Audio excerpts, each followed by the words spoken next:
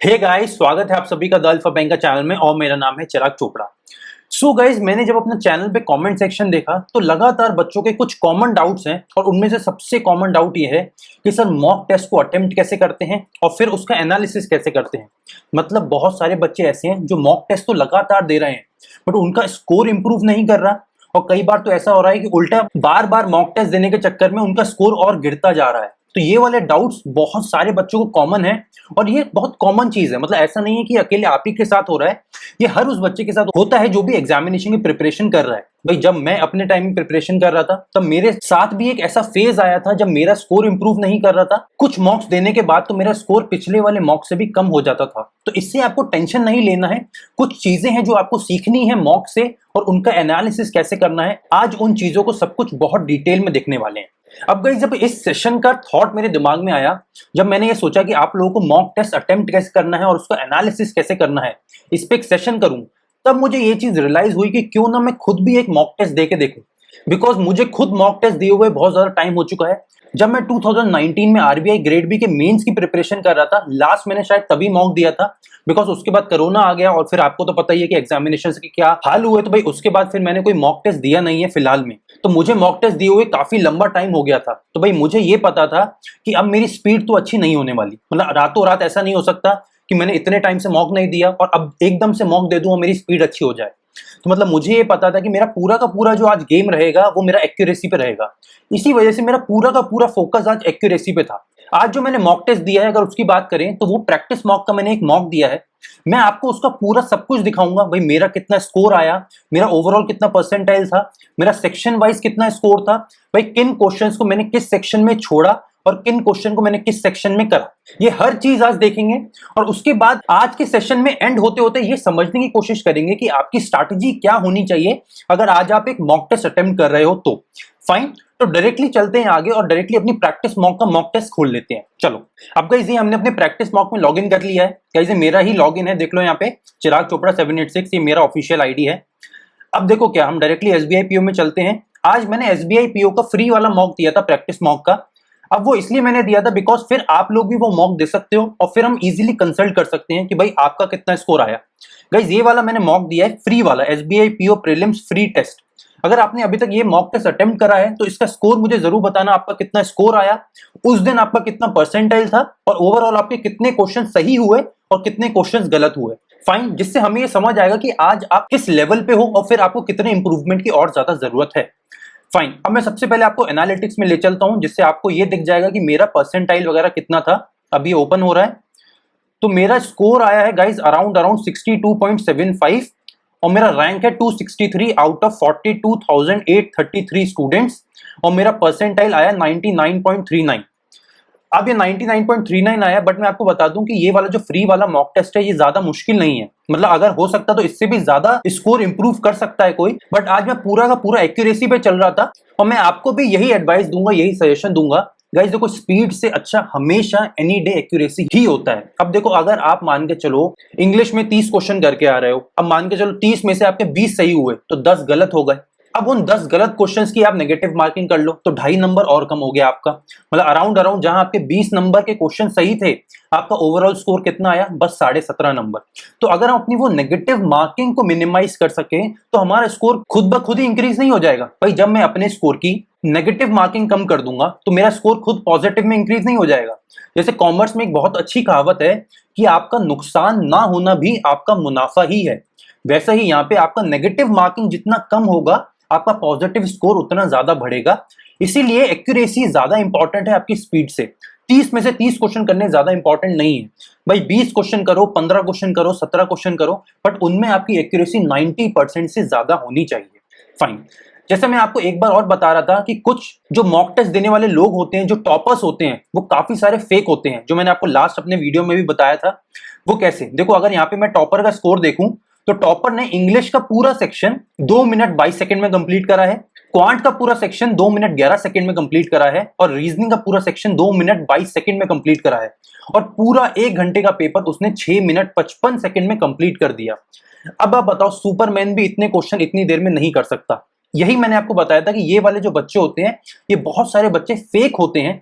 इसीलिए आपको डीमोटिवेट नहीं होना है, मतलब आपको ये नहीं सोचना है कि भाई मेरा तो स्कोर आ ही नहीं रहा है या मेरा परसेंटाइल इतना कम क्यों आ रहा है। बिकॉज आप जब भी देखोगे तो बहुत सारे लोग होंगे जो ये फेक आईडी से देते हैं, या फेक भी नहीं बोले इनको, तो ऐसा होता है कि कई सारे बच्चे ऐसे होते हैं जो अपना एक आईडी से एग्जाम देते हैं, फिर उनके काफी सारे क्वेश्चन गलत होते हैं, फिर वो नई आईडी से इसी पेपर को री अटेम्प्ट करते हैं, फिर अगली बार उनको काफी सारे आंसर्स ऑलरेडी पता होते हैं, सॉल्यूशंस पता होते हैं, तो इसलिए वो जल्दी जल्दी जल्दी आंसर को मार्क कर पाते हैं।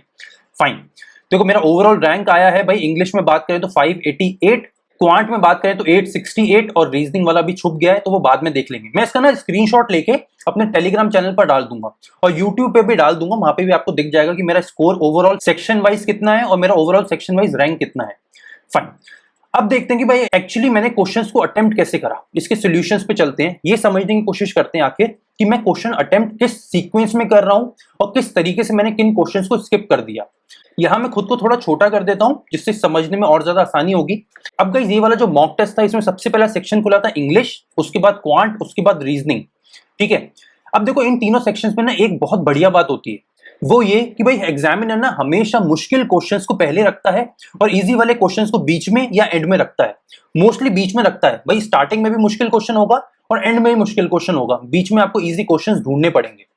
जैसे इंग्लिश की बात करें तो इंग्लिश में मुश्किल क्या लगता है मैक्सिमम बच्चों को, भाई इंग्लिश में सबसे मुश्किल लगता है बच्चों को आरसी या पैराजंबल, या कुछ बच्चे ऐसे हैं जिनको क्लोज टेस्ट मुश्किल लगते हैं। मतलब मोटे मोटे ये 3-4 टॉपिक्स ऐसे हैं जो मैक्सिमम बच्चों को मुश्किल लगते हैं।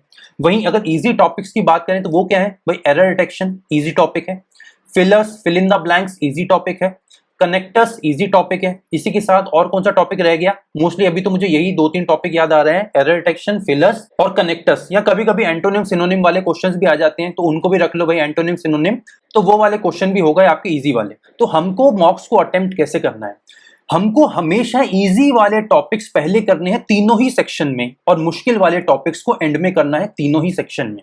मतलब चाहे इंग्लिश हो या क्वांट हो या रीजनिंग हो, इजी टॉपिक सबसे पहले करने हैं।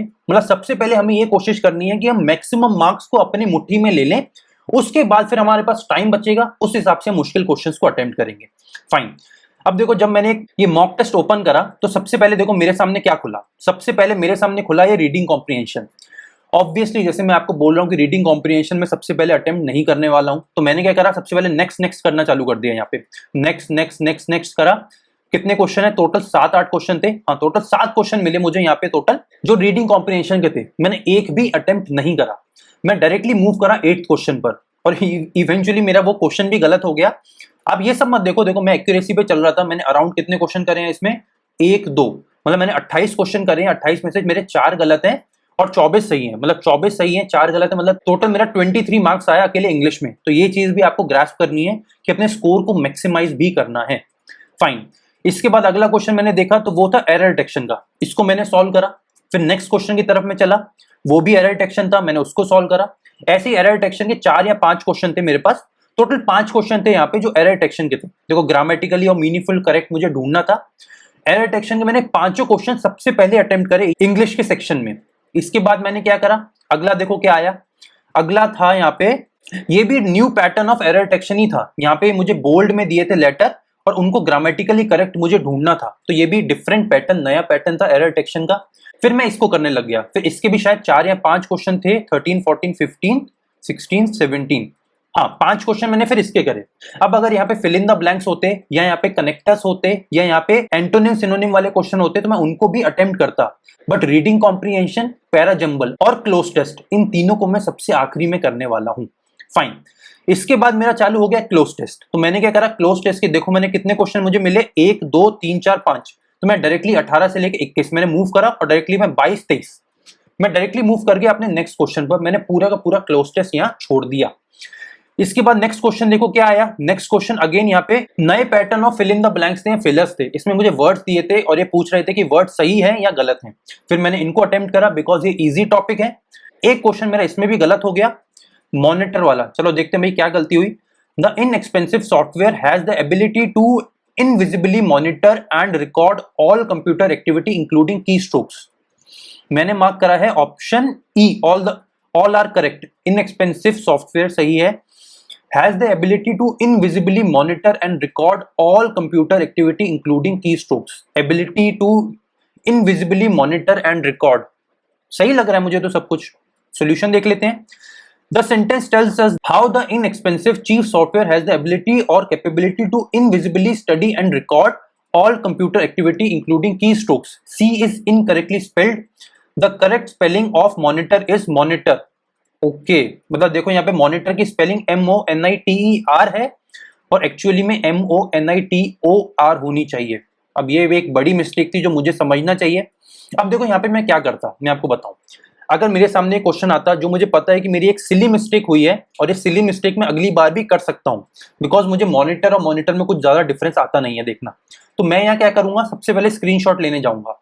स्क्रीन का स्क्रीनशॉट लूंगा मैं और ये रख के अपने अपने फोल्डर में सेव करूंगा, जो मेरा इंग्लिश लैंग्वेज वाला मैंने फोल्डर बना रखा है।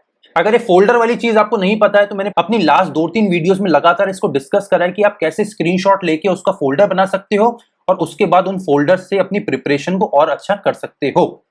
फाइन भाई, मैंने ऐसे ऐसे करा, समझ गए। सबसे पहले एरर डिटेक्शन करा, उसके बाद फिलर्स करे, उसके बाद फिर एरर डिटेक्शन करे, बट अभी तक मैंने रीडिंग कॉम्प्रिहेंशन नहीं करा और क्लोज टेस्ट नहीं करा। फाइन, अब गाइस जब आप इतना कर लोगे ना, मतलब जब आपके इजी वाले टॉपिक सारे कंप्लीट हो जाएंगे, फिर आपके पास मोटा मोटा वही 3-4 टॉपिक बचेंगे। उन मुश्किल टॉपिक्स में आपको सीक्वेंस में अपना बताता हूं। मेरा सबसे पहले सीक्वेंस रहता था क्लोज टेस्ट, सबसे पहले मैं करता था क्लोज टेस्ट, इसके बाद मैं करता था रीडिंग कॉम्प्रिहेंशन आरसी, और फाइनली सबसे एंड में अगर मेरे पास टाइम बचता था 1-2 मिनट का, तब मैं करता था पैरा जंबल। और देखो मोस्टली पैरा जंबल का मेरा यही रहता था, देखो मैक्सिमम टाइम तो मेरा पैरा जंबल छूट जाता था बिकॉज टाइम ही नहीं बचता मेरे पास। अगर फिर भी 1-2 मिनट बचा तो मैं क्या कोशिश करता था कि फर्स्ट सेंटेंस और लास्ट सेंटेंस ढूंढ लूं, दैट्स इट। अगर इतना ही हो जाए तो 2 नंबर मेरे पास आ जाएंगे, मेरा काम हो जाएगा। बस मुझे उससे ज्यादा क्या चाहिए भाई। अगर पैरा जंबल में 1 या 2 मिनट में मुझे 2 नंबर मिल जाए, सबसे मुश्किल टॉपिक में अगर मैं 2 नंबर लेके आ सकूं, तो भाई मैं ऑलरेडी विनर बन जाऊंगा अपनी खुद की नजरों में, और ऑलरेडी मेरा एग्जाम खुद की नजरों में अच्छा हो चुका होगा। फिर मुझे किसी और चीज की टेंशन नहीं लेनी पड़ेगी। फाइन, सीक्वेंस समझे। सबसे पहले करने हैं easy question, simple question. Simple question, error detection, sentence connector, antonym synonym, नए पैटर्न के फिलर, नए पैटर्न के एरर डिटेक्शन, जो भी सिंपल टॉपिक्स आए वो करने हैं सबसे पहले। उसके बाद मुश्किल टॉपिक्स, उसमें सबसे पहले क्लोज टेस्ट, उसके बाद आरसी, और फाइनली सबसे एंड में अगर टाइम बचता है तब करना है पैरा जंबल। फाइन, इंग्लिश समझ आ गया। एक्चुअली ना सरप्राइजिंगली आज मेरी सबसे अच्छी एक्यूरेसी शायद इंग्लिश में ही रही होगी। मतलब 24 में से 4 क्वेश्चन गलत, मतलब 4/28, 1/7, मतलब 14% गलत हुए मेरे क्वेश्चन। मतलब अराउंड 85% एक्यूरेसी रही है आज मेरी इंग्लिश के सेक्शन में। चलो नेक्स्ट सेक्शन देखते हैं भाई, अपना क्वांटिटेटिव एप्टीट्यूड का सेक्शन। इसमें क्या करा भाई मैंने, इसमें मैंने टोटल करे थे 5, 6, 7, 8, 8 और 5 13, 14, 14 और 4 18 और 5 23, 23 क्वेश्चन करे थे, एक गलत। 23 में से एक गलत, मतलब 1/23। भाई सबसे ज्यादा एक्यूरेसी तो इसमें ही हो गई मेरी क्वांट में। एक्चुअली मेरा ना क्वांट हमेशा से अच्छा रहा है, मेरा इजी टॉपिक लगता है मुझे क्वांट, और क्वांट करने में हमेशा से मजा भी आता है। तो मुझे तो भाई क्वांट में मजा आता है, तो भाई मेरा अलग स्कोर चलेगा, मेरी एक्यूरेसी क्वांट में हमेशा से ज्यादा रही है। बट अगर आपको क्वांट में उतना कॉन्फिडेंस नहीं है ना, तो आप क्वांट को कैसे अटेम्प्ट करोगे, देखो आपको इसका भी सीक्वेंस बता देता हूं। इसमें भी आपको सबसे पहले इजी टॉपिक्स की तरफ जाना है। इजी टॉपिक्स बोले तो भाई सबसे पहले मुझे करना है क्वाड्रेटिक इक्वेशन, सबसे इजी टॉपिक पूरे पेपर का। इसके बाद इजी टॉपिक्स का सीक्वेंस बता रहा हूं, इसके बाद आपको करना है सिंप्लीफिकेशन एंड अप्रोक्सीमेशन, दूसरे नंबर का इजी टॉपिक। इसके बाद अगर नंबर सीरीज आया तो आपको करना है नंबर सीरीज। अब गाइस अगर आपको नंबर सीरीज का बताऊं तो 2 टाइप के नंबर सीरीज होते हैं, एक तो जिसमें नंबर फाइंड करना होता है और एक ऑड वन आउट। अब जिसमें नंबर फाइंड करना होता है वो तो भाई मैं फिर भी मुझे इजी लगता है करना, बट ऑड वन आउट वाला मैं मैक्सिमम टाइम स्किप कर देता हूं या छोड़ देता हूं वाले नंबर सीरीज, बिकॉज उनमें बहुत ज्यादा टाइम लगता है पहली बात तो, और उनका आंसर ना आने के चांसेस बहुत ज्यादा है। मतलब हो सकता है कि मैं पूरा टाइम भी दे दूं और फिर भी बिना किसी आंसर के वापस आ जाऊं। तो मेरा सीक्वेंस क्या रहता है, सबसे पहले क्वाड्रेटिक इक्वेशन, उसके बाद सिंप्लीफिकेशन अप्रोक्सीमेशन, और अगर उसके बाद नंबर फाइंड करने वाली नंबर सीरीज है तब तो मैं अटेम्प्ट करता हूं। बट अगर ऑड वन आउट वाली नंबर सीरीज है तो मैं ज्यादा से ज्यादा 10-15 सेकंड उस क्वेश्चन को देता हूं। अगर हो पाता है मुझसे तो ठीक है, नहीं तो मैं उस क्वेश्चन को स्किप कर देता हूं। मतलब फिर मैं नंबर सीरीज भी अटेम्प्ट नहीं करता था। फाइन, अब जैसे हमने इंग्लिश सेक्शन में बात करी कि भाई एग्जामिनर आपके सामने सबसे पहले मुश्किल क्वेश्चन ही रखने वाला है। एग्जामिनर क्या करेगा, या तो सबसे पहले आपके सामने रखेगा डेटा इंटरप्रिटेशन का क्वेश्चन या अरिथमेटिक का क्वेश्चन, और आपको एग्जामिनेशन में क्या करना है, इन दोनों ही क्वेश्चन को सबसे पहले अटेम्प्ट नहीं करना है। मतलब पहला क्वेश्चन ना ही आपका डेटा इंटरप्रिटेशन का होना चाहिए और ना ही आपका अरिथमेटिक का होना चाहिए। सबसे पहले करोगे क्वाड्रेटिक इक्वेशन, उसके बाद सिंप्लीफिकेशन अप्रोक्सीमेशन, और उसके बाद नंबर सीरीज। भाई अगर ऑड वन आउट वाली नंबर सीरीज होती थी मैं उसको भी छोड़ देता था। यहाँ पे देखो, जैसे सबसे पहले आया मेरे पास डेटा इंटरप्रिटेशन, मैंने छोड़ दिया। मैंने क्या करा, पांचों के 5 क्वेश्चन छोड़े। इसके बाद मैं गया डायरेक्टली 36 मतलब छठे नंबर के क्वेश्चन पे। मैंने देखा भाई अगेन यहाँ पे अरिथमेटिक है, मैंने इसको भी पूरा स्किप करके देखा, अगेन अरिथमेटिक चल रहा था। 41 41 वाले क्वेश्चन पे आया, अगेन अरिथमेटिक चल रहा था। 43 भी अरिथमेटिक है, 45 भी अरिथमेटिक है। अरिथमेटिक चल रहा है, अभी मैं नहीं करूंगा। मैं मूव करा 46 क्वेश्चन पे। 46 पे जैसे ही मूव करा, मेरे सामने यहाँ पे आ गया सिंप्लीफिकेशन अप्रोक्सीमेशन का एक क्वेश्चन, एक्चुअली अप्रोक्सीमेशन का एक क्वेश्चन। मैंने क्या करा, डायरेक्टली इस क्वेश्चन को करने लग जाऊंगा। बट आपको ये गलती नहीं करनी है। मैंने आपको क्या बोला है, सबसे पहले ये देखो कि पूरे पेपर में क्वाड्रेटिक इक्वेशन आया है या नहीं। अगर आया तो सबसे पहले मैं क्वाड्रेटिक इक्वेशन ही करूंगा, उसके बाद सिंप्लीफिकेशन अप्रोक्सीमेशन, उसके बाद नंबर सीरीज।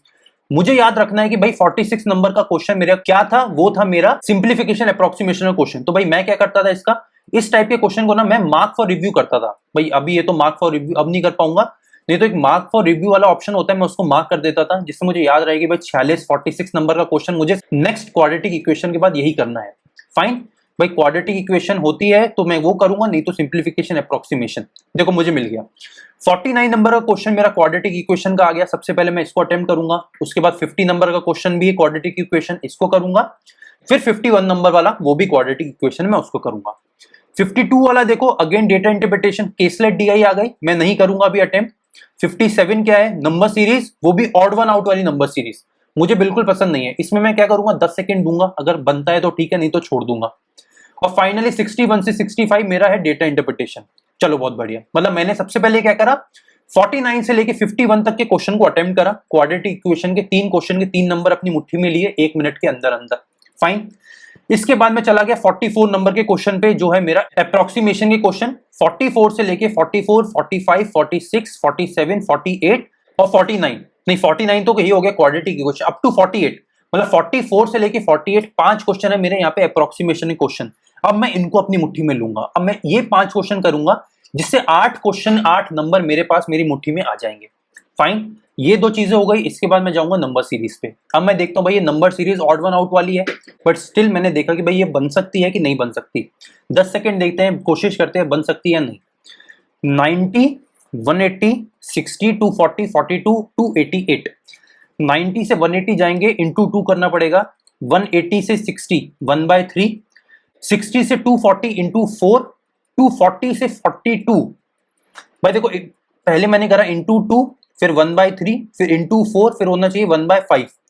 240/5, 240/5 हो गया मेरा 48। तो भाई यहाँ आता अगर 48, तो मैंने करा 1/5, तो अगला होता इंटू 6। इंटू 6 करके देखो, 6 इंटू 8 8, 4 कैरी, 4 इंटू 6 24, 24 प्लस 4 28। तो यहाँ मेरा आ गया 288। ये मेरा नेक्स्ट सम बन गया। इसका मतलब मेरा ऑड वन आउट क्या है, ये 42, यहाँ क्या आना चाहिए था 42 की जगह 48। फाइन, इजी लगा तो मैंने अटेम्प्ट करा, नहीं तो मैं छोड़ देता। ऐसे ही करके मैंने चारों पांचों नंबर सीरीज के क्वेश्चन अटेम्प्ट करे, जो मुझे सही लगा मैंने करा, नहीं लगा तो मैंने छोड़ दिया। ठीक है, अब जब मेरे सारे सिंपल वाले क्वेश्चन हो गए, इसके बाद मैं मूव करूंगा किस पे, डेटा इंटरप्रिटेशन पे। भाई अरिथमेटिक पे मत लग जाना इसके बाद आपको डेटा इंटरप्रिटेशन के क्वेश्चंस को अटेम्प्ट करना है। फाइन, चलो अब डेटा इंटरप्रिटेशन के 2 या 3 टाइप के क्वेश्चन मुझे मिले। भाई एक तो 61 से 65, एक ये 31 से 35, और एक केसलेट था ये 52 से 56 वाला। मैंने देखा भाई सबसे इजी कौन सा लग रहा है मुझे, सबसे इजी मुझे लगा ये बार चार्ट वाला। इसको मैंने अटेम्प्ट करा, देखो मुझे कितनी देर लगी इसको, पहले क्वेश्चन करने में 58 सेकंड, इसके बाद 43 सेकंड, 48 सेकंड, 36 सेकंड और 220 सेकंड। मतलब आखिरी वाला क्वेश्चन मुझे मुश्किल लगा, मतलब अराउंड मुझे 4 से 5 मिनट लगे इस पूरे डेटा इंटरप्रिटेशन क्वेश्चन को सॉल्व करने में। इसके बाद मैं गया 31 से 35, उसमें मुझे कितने लगे, देखो सबसे पहले 26 सेकंड, फिर 17 सेकंड, फिर 106 सेकंड, फिर 11 सेकंड और फिर 11 सेकंड। मतलब ये ऐसा इसलिए होगा क्योंकि डायरेक्टली शायद मैं 33 नंबर वाले क्वेश्चन पे आया हूँ, इसको मैंने पूरा समझा होगा, सॉल्व करा होगा, तो उसमें मुझे 106 सेकंड लग गए, और उसके बाद मैंने बाकी बचे 4 क्वेश्चन करे होंगे। फाइन, मोटा मोटा समझ आया। फिर जब मेरे डेटा इंटरप्रिटेशन क्वेश्चन भी सॉल्व हो गए और मुझे ऐसा लगा कि मेरे पास टाइम बचा है, तब मैं इक्का दुक्का मैंने अरिथमेटिक के क्वेश्चन को अटेम्प्ट करा। भाई मैंने सबसे पहले जल्दी लिए देखा कि अरिथमेटिक कौन से क्वेश्चन है। सबसे पहले देखा मिक्सचर एलिगेशन, मुझे मुश्किल लगा, मैंने छोड़ दिया। भाई नेक्स्ट मैंने देखा कि टाइम एंड वर्क का क्वेश्चन है, भाई टाइम एंड वर्क का क्वेश्चन आया, इजी लगा, मैंने करा। थर्ड क्वेश्चन मुझे पार्टनरशिप का मुश्किल लगा, छोड़ दिया। अगेन टाइम स्पीड डिस्टेंस छोड़ दिया। SICI मैंने छोड़ा। अगला आ गया मेरा प्रॉफिट एंड लॉस का क्वेश्चन, मैंने इस पे टाइम दिया था बट मुझे देखने से थोड़ा मुश्किल लगा तो मैंने छोड़ दिया। इसके बाद मैंने जल्दी से ये वाला क्वेश्चन अटेम्प्ट करा, ये था एजेस वाला क्वेश्चन था, इजी था, ज्यादा टाइम भी नहीं लगा। फिर एक क्वेश्चन कुछ मिसलेनियस टाइप का था, मुझे समझ नहीं आया तो मैंने छोड़ दिया। 44 वाला तो वही था, अप्रोक्सीमेशन वाला तो वो तो मैं ऑलरेडी कर चुका था। मतलब ओवरऑल देखा जाए तो मेरा 23 मैंने क्वेश्चन अटेम्प्ट करे, एक गलत हुआ, 22 क्वेश्चन मेरे सही थे। यहाँ पे मेरा क्वांटिटेटिव एप्टीट्यूड का सेक्शन खत्म हो गया, एंड हो गया। यहाँ पे मेरे 20 मिनट खत्म हो गए। फाइन, लास्ट मेरा सेक्शन खुला था यहाँ पे रीजनिंग का सेक्शन। रीजनिंग के सेक्शन में भी क्या होता है भाई, हर बार वही सीक्वेंस एग्जामिनर फॉलो करता है, मुश्किल चीजें पहले डालेगा, इजी वाली बीच में। तो रीजनिंग में आपको क्या सीक्वेंस फॉलो करना है, सबसे पहले आपको करने हैं मिसलेनियस टाइप के क्वेश्चन। मिसलेनियस टाइप में क्या आता है भाई, इसमें आता है ब्लड रिलेशन, इसमें आता है डायरेक्शन सेंस, इसमें आता है इनइक्वलिटीज, इसमें आता है सिलोजिज्म्स, और इसमें और भी जैसे coding decoding, Chinese coding decoding, input output, ये सारे के सारे क्वेश्चन आ गए आपके मिसलेनियस टाइप के क्वेश्चंस में। सबसे पहले आपको रीजनिंग के सेक्शन में ये क्वेश्चंस को उठाना है, ये सारे क्वेश्चन खत्म कर लो। इसके बाद जब जितना टाइम बचता है उस हिसाब से हम करेंगे फाइनली बचे हुए टाइम में पजल्स। ये हमारी स्ट्रैटेजी होनी चाहिए रीजनिंग के सेक्शन को लेके, सबसे पहले मिसलेनियस क्वेश्चंस और फाइनली सबसे एंड में हम करने वाले हैं पजल वाले क्वेश्चन को। मैं देखो जैसे यहाँ पे देखो सबसे पहले आ गया मेरे पास वही पजल का क्वेश्चन, मैंने 66 से लेके 70 देखा, सेम पजल वाले क्वेश्चन चल रहे थे, मैंने पजल वाले सारे क्वेश्चन छोड़ दिए, 60 70 71 72 सब छोड़ दिया मैंने। डायरेक्टली मैं गया 73 नंबर के क्वेश्चन पे, वो मुझे मिल गया सिंपल कोडिंग डिकोडिंग वाला। भाई वर्ड प्रॉब्लम है सिंपल कोडिंग वाली, ये तो आप लोगों को सबको बहुत ईजी लगती होगी। ये वाली मैंने करी, इसके कितने क्वेश्चन थे, 1 2 3 4 5 क्वेश्चन। बताओ इतने ईजी टॉपिक के आ गए मेरे सामने। ये 5 क्वेश्चन करने में मुझे अराउंड आई थिंक 1.5 मिनट लगा था। मतलब 1 से 1.5 मिनट में 5 क्वेश्चन मेरी मुट्ठी में आ गए। सबसे पहले ईजी टॉपिक्स ही करना है। इसके बाद मैं अगला मूव करा, अगेन मेरे सामने आ गया यहाँ पे एक पजल, मैंने पजल पूरा छोड़ दिया। 78 से लेके कितने क्वेश्चन थे इसमें देखो, इसमें भी 5 क्वेश्चन थे, 78 से लेके 82, मैंने पांचों के 5 छोड़ दिए। इसके बाद मैं मूव करा 83 वाले क्वेश्चन पे। 83 वाला क्वेश्चन भी पजल है, देखो ये छोटा पजल है, इजी पजल लग रहा है देखने में, तो मैंने क्या करा 83 पे वो कर दिया मार्क फॉर रिव्यू, कि भाई मुझे याद रहे कि 83 84 या 85 जितने भी क्वेश्चन है मुझे देखने हैं, बिकॉज वो इजी पजल लग रहे हैं। इसके 2 ही क्वेश्चन थे, 83 और 84 2 ही क्वेश्चन थे इजी वाले। फिर मैंने इन दोनों को मार्क फॉर रिव्यू कर दिया। 85 से 89 अगेन वो बड़ा वाला पजल था, मैंने नहीं करा अटेम्प्ट। फिर मैंने देखा 90 वाला मिसलेनियस क्वेश्चन आ गया, इसको मैंने अटेम्प्ट करा।